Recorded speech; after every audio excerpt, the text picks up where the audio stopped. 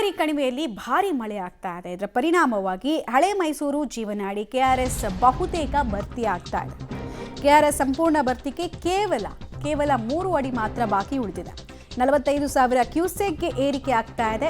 ಒಳಹರಿವು ಬೆಳಗ್ಗೆ ಅಷ್ಟು ನಾವು ಹೇಳ್ತಾ ಇದ್ವಿ 30,000 ಕ್ಯೂಸೆಕ್ನಷ್ಟು ಒಳಹರಿವಿದೆ ಅಂತ. ಈಗ ಅದು ಇನ್ನೂ ಇನ್ಕ್ರೀಸ್ ಆಗಿದೆ. ನೀರಿನ ಫ್ಲೋ ಇನ್ನೂ ಇನ್ಕ್ರೀಸ್ ಆಗಿದೆ. ಡ್ಯಾಮ್ನಿಂದ ಕಾವೇರಿ ನದಿಗೆ 45,000 ನೀರನ್ನು ರಿಲೀಸ್ ಮಾಡಲಾಗ್ತಾ ಇದೆ. ಸಾಮಾನ್ಯವಾಗಿ ಒಳಹರಿವಿನ ಪ್ರಮಾಣದಷ್ಟೇ ಈಕ್ವಲ್ ಆಗಿ ಅಥವಾ ಅದಕ್ಕಿಂತ ಸ್ವಲ್ಪ ಕಡಿಮೆ ಹೊರಹರಿವು ಕೂಡ ಇರುತ್ತೆ. ಡ್ಯಾಮ್ನ ಆರೋಗ್ಯವನ್ನು ನೋಡಿಕೊಂಡು ಆ ನೀರು ರಿಲೀಸ್ ಮಾಡೋದಕ್ಕೆ ಅಧಿಕಾರಿಗಳು ಕಾಲ್ ತಗೊಳ್ತಾರೆ. ಇನ್ನು ಕ್ರಸ್ಟ್ ಗೇಟ್ಗಳಿಂದ ರಿಲೀಸ್ ಆಗ್ತಾ ಇರುವಂತಹ ನೀರಿನ ಮೋಹಕ ದೃಶ್ಯಗಳನ್ನು ನೀವು ಗಮನಿಸ್ತಾ ಇದ್ದೀರಾ.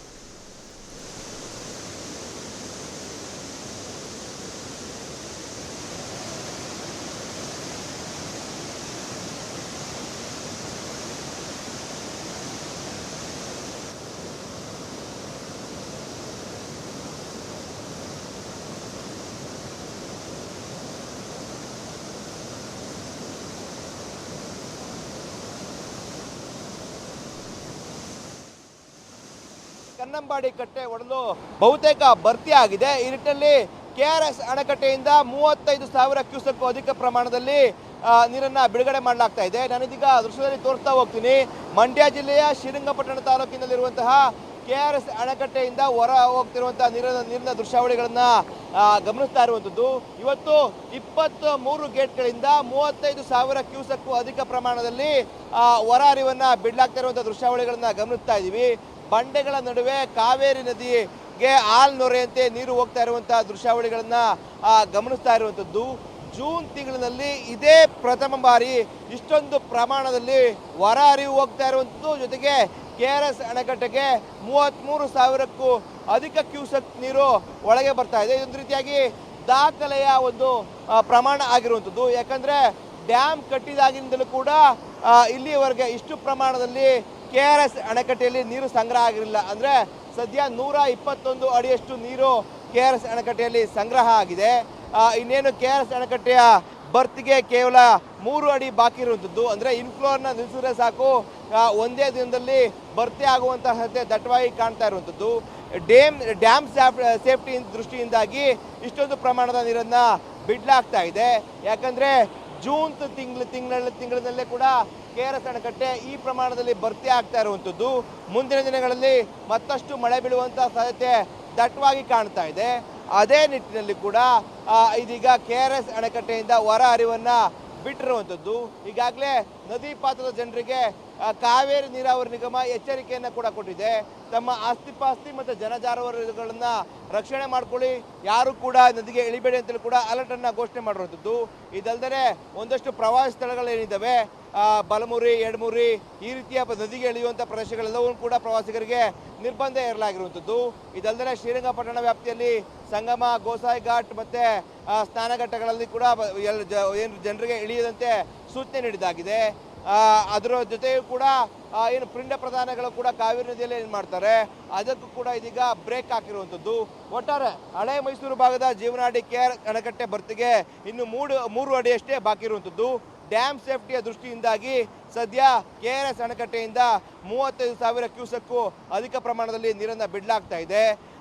ಇವತ್ತು ಮತ್ತು ನಾಳೆ ಮತ್ತೆ ಅಧಿಕ ಪ್ರಮಾಣದಲ್ಲಿ ಕಾವೇರಿ ಜಲಾನಯನ ಪ್ರದೇಶದಲ್ಲಿ ಮಳೆ ಬೀಳುವಂಥ ಸಾಧ್ಯತೆ ದಟ್ಟವಾಗಿ ಕಾಣ್ತಾ ಇರುವಂಥದ್ದು. ಒಂದು ವೇಳೆ ಇನ್ಫ್ಲೋ ಹೆಚ್ಚಾದಂಥ ಸಂದರ್ಭದಲ್ಲಿ 50,000ಕ್ಕೂ ಅಧಿಕ ಕ್ಯೂಸೆಕ್ ನೀರನ್ನು ನದಿಗೆ ಬಿಡುವಂಥ ಸಾಧ್ಯತೆ ದಟ್ಟವಾಗಿ ಕಾಣ್ತಾ ಇರುವಂಥದ್ದು. ಕ್ಯಾಮ್ರಾ ಪರ್ಸನ್ ವಿನೋದ್ ಜೊತೆ Rohit Devarahalli, public TV, KRS dam. Kaveri ಕೊಳದಲ್ಲಿ ವ್ಯಾಪಕವಾಗಿ ಮಳೆ ಆಗ್ತಾ ಇರೋದ್ರಿಂದ ನದಿ ಪಾತ್ರದ ಪ್ರವಾಸಿ ತಾಣಗಳಿಗೆ ತಾತ್ಕಾಲಿಕ ನಿರ್ಬಂಧವನ್ನು ಹೇರಲಾಗಿದೆ. ನದಿ ಪಾತ್ರದ ಬಹುತೇಕ ಪ್ರವಾಸಿ ತಾಣಗಳಿಗೆ ನಿರ್ಬಂಧ. ನಿತ್ಯ ಪ್ರವಾಸಿಗರಿಂದ ಬಲ್ಮುರಿ ಫಾಲ್ಸ್ ಇದೆಯಲ್ಲ, ಅದು ತುಂಬಿ ತುಳುಕ್ತಾ ಇತ್ತು. ಬಟ್ ನಿರ್ಬಂಧ ಹಾಕಿರೋ ಹಿನ್ನೆಲೆಯಲ್ಲಿ ಪ್ರವಾಸಿಗರ ಸಂಖ್ಯೆ ಸಹಜವಾಗಿ ಇಲ್ಲದಂತೆ ಆಗಿದೆ.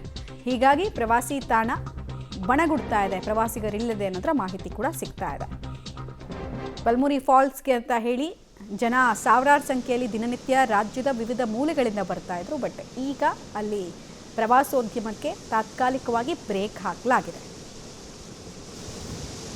ಕಾವೇರಿ ಜಲಾನಯನ ಪ್ರದೇಶದಲ್ಲಿ ಮುಂಗಾರು ಮಳೆಯ ಅಬ್ಬರ ಮುಂದುವರೆದಿದೆ. ಈ ನಿಟ್ಟಿನಲ್ಲಿ ಹಳೆ ಮೈಸೂರು ಭಾಗದ ಜೀವನಾಡಿ ಆಗಿರುವಂತಹ KRS ಅಣೆಕಟ್ಟೆಗೆ 45,000 ಕ್ಯೂಸೆಕ್ ಅಧಿಕ ಪ್ರಮಾಣದಲ್ಲಿ ಒಳ ಹರಿವು ಬರ್ತಾ ಇದೆ. ಈ ನಿಟ್ಟಿನಲ್ಲಿ ಅದೇ ಪ್ರಮಾಣದಲ್ಲಿ ಹೊರ ಹರಿವನ್ನು ಕೂಡ ಬಿಟ್ಟಿರುವಂಥದ್ದು. ನಾನಿದೀಗ ಮಂಡ್ಯ ಜಿಲ್ಲೆಯ ಶ್ರೀರಂಗಪಟ್ಟಣ ತಾಲೂಕಿನ ಬಲಮುರಿಯಲ್ಲಿದ್ದೀನಿ. ದೃಶ್ಯದಲ್ಲಿ ಗಮನಿಸ್ತಾ ಇದ್ದೀವಿ, KRSನಿಂದ ಬಿಟ್ಟಂತ 45,000 ಕ್ಯೂಸೆಕ್ ಅಧಿಕ ಪ್ರಮಾಣದ ನೀರು ಇಲ್ಲಿ ಹೋಗ್ತಾ ಇರುವಂಥ ದೃಶ್ಯಾವಳಿಗಳನ್ನ ಗಮನಿಸ್ತಾ ಇದ್ದೀವಿ.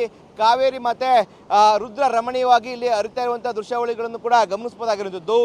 ಪ್ರತಿನಿತ್ಯವೂ ಕೂಡ ಇಲ್ಲಿ ನೂರಾರು ಸಂಖ್ಯೆಯಲ್ಲಿ ಪ್ರವಾಸಿಗರು ಬಂದು ಇಲ್ಲಿ ಮೋಜು ಮಸ್ತಿಯನ್ನ ಮಾಡ್ತಾ ಇದ್ರು.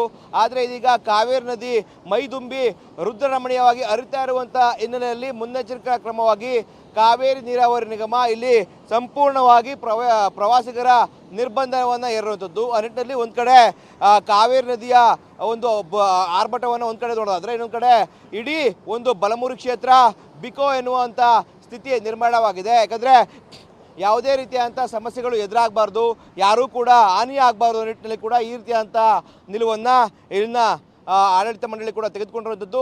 ಆ ನಿಟ್ಟಿನಲ್ಲಿ ಸಂಪೂರ್ಣವಾಗಿ ಪ್ರವಾಸಿಗರಿಗೆ ನಿರ್ಬಂಧವನ್ನು ಹೇರಲಾಗಿದೆ. ಸದ್ಯ ಈ ಕಡೆ ನೀರಿನ ದೃಶ್ಯಾವಳಿಗಳನ್ನು ಕೂಡ ನಾವು ಗಮನಿಸಬಹುದಾಗಿರುವಂಥದ್ದು. KRS ಡ್ಯಾಮ್ಗೆ ಪ್ರತಿ ಕ್ಷಣವೂ ಕೂಡ ಒಳಹರಿವಿನಲ್ಲಿ ಹೆಚ್ಚಾಗ್ತಾ ಇದೆ. ಆ ನಿಟ್ಟಿನಲ್ಲಿ ಬಂದಂಥ ನೀರೆಲ್ಲವನ್ನೂ ಕೂಡ ನದಿಗೆ ಬಿಡುವಂಥ ಕೆಲಸಗಳಾಗ್ತಾ ಇದೆ. ಯಾಕಂದರೆ ಜೂನ್ ತಿಂಗಳಲ್ಲಿ KRS ಅಣೆಕಟ್ಟೆ ಇಷ್ಟು ಪ್ರಮಾಣದಲ್ಲಿ ಭರ್ತಿ ಆಗಿರಲಿಲ್ಲ. ಆದರೆ ಇದೇ ಮೊದಲನೇ ಬಾರಿಗೆ ಜೂನ್ ತಿಂಗಳಲ್ಲಿ 121 ಅಡಿ ಭರ್ತಿ ಆಗಿರುವಂಥದ್ದು. KRS ಅಣೆಕಟ್ಟೆ ಭರ್ತಿಗೆ ಕೇವಲ ಇನ್ನು 4 ಅಡಿಯಷ್ಟೇ ಬಾಕಿ ಇದೆ. ಆ ನಿಟ್ಟಿನಲ್ಲಿ ಬಂದಂಥ ಇನ್ಫ್ಲೋ ಎಲ್ಲವನ್ನು ಕೂಡ ಔಟ್ಫ್ಲೋ ಆಗಿ ಪರಿವರ್ತನೆ ಮಾಡುವಂಥ ಕೆಲಸವನ್ನು ಕಾವೇರಿ ನೀರಾವರಿ ನಿಗಮದ ಅಧಿಕಾರಿಗಳು ಮಾಡ್ತಾ ಇದ್ದಾರೆ. ಇನ್ನು ಬಲಮುರಿ ಕ್ಷೇತ್ರದಲ್ಲೂ ಕೂಡ ಗಮನಿಸಬಹುದಾಗಿರುವಂಥದ್ದು, ಸುತ್ತಲೂ ಕೂಡ ಗ್ರೀನರಿ ಇದೆ, ಮಧ್ಯದಲ್ಲಿ ಕಾವೇರಿ ಹರಿಯುವಂತಹ ಒಂದು ಸ್ಥಳವಾಗಿರುವಂಥದ್ದು. ನೊರೆಯಂತೆ ಅತ್ತ ಉಗ್ತಾ ಇದ್ರೆ, ಈ ಕಡೆ ಒಳೆ ರೀತಿಯಾಗಿ ಜುಳು ಅಂತೇಳಿ ಕೂಡ ಕಾವೇರಿ ಹರಿತಿರುವಂಥ ದೃಶ್ಯಾವಳಿಗಳನ್ನು ಗಮನಿಸಬಹುದಾಗಿರುವಂಥದ್ದು. ಒಟ್ಟಾರೆ ಹೇಳಾದರೆ ಏನು ಕಾವೇರಿ ಜಲಾನಯನ ಪ್ರದೇಶದಲ್ಲಿ ಮಳೆಯ ಆರ್ಭಟ ಮುಂದುವರಿತಾ ಇದೆ ಪ್ರತಿ ಕ್ಷಣವೂ ಕೂಡ. ಆ ನಿಟ್ಟಿನಲ್ಲಿ KRS ಅಣೆಕಟ್ಟೆಗೆ ಅಧಿಕ ಪ್ರಮಾಣದಲ್ಲಿ ಒಳ ಹರಿವು ಬರ್ತಾ ಇದೆ. ಆ ನಿಟ್ಟಿನಲ್ಲಿ ಸದ್ಯ 45,000 ಕ್ಯೂಸೆಕ್ ಅಧಿಕ ಪ್ರಮಾಣದಲ್ಲಿ ಒಳ ಹರಿವಿದೆ. ಅದೇ ನಿಟ್ಟಿನಲ್ಲಿ ಕೂಡ 45,000 ಕ್ಯೂಸೆಕ್ ಅಧಿಕ ಪ್ರಮಾಣದಲ್ಲಿ ಹೊರ ಹರಿವನ್ನು ಬಿಡ್ತಾ ಇರುವಂಥದ್ದು. ಕ್ಯಾಮ್ರಾ ಪರ್ಸನ್ ವಿನೋದ್ ಜೊತೆ ರೋಹಿತ್ ದೇವರಹಳ್ಳಿ, ಪಬ್ಲಿಕ್ ಟಿವಿ, ಬಲಮುರಿ.